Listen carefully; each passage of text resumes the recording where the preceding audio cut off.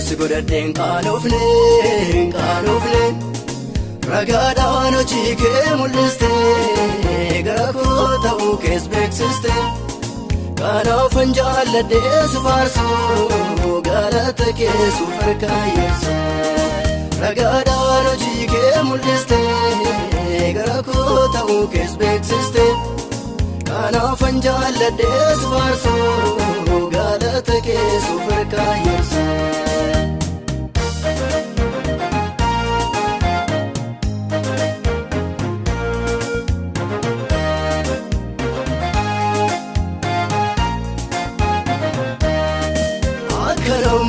Nuti miti anaaf kan biraa alchike sagaram kan garaan raasu biiraan darbamu kan kee akkamiin faarfadhee ciibsa kan kee garaam tolli kee baay'atee narratammaa dhabedduu miraa akkamiin faarfadhee ciibsa kan kee garaa tolli kee baay'atee narratammaa dhabedduu miraa akkamiin faarfadhee ciibsa kan kee garaa tolli kee baay'atee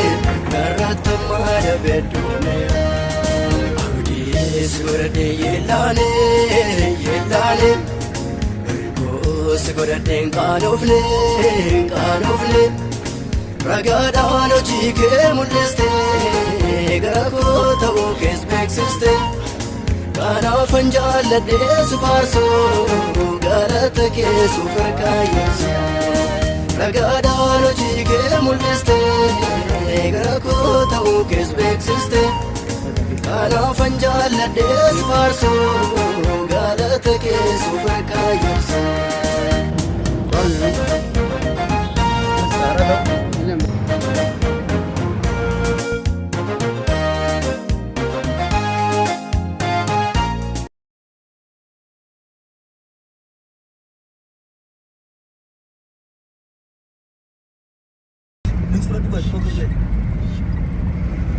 Kas golbeessitee tu.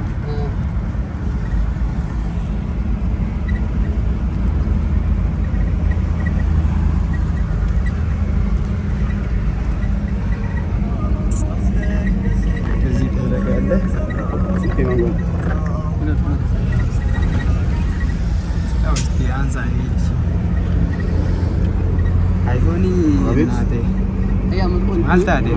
Suara bagus di kanan sih.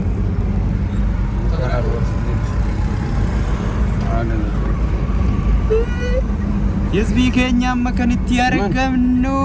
magala shaggar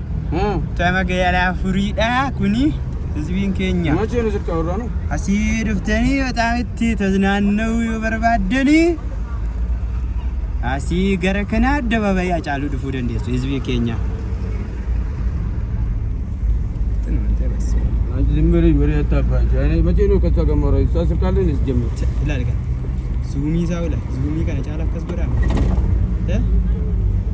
ሎክ መቼ ነው የምትለው ሎክ ለክቲ ዘባር ግዴታ ታይጋን ኩሪ ካን አርግዴ እኔ የሚታስካለ የአጀብ ስልካለ ስልኩን ሲስጥኝ ብለሽ አትቀበይ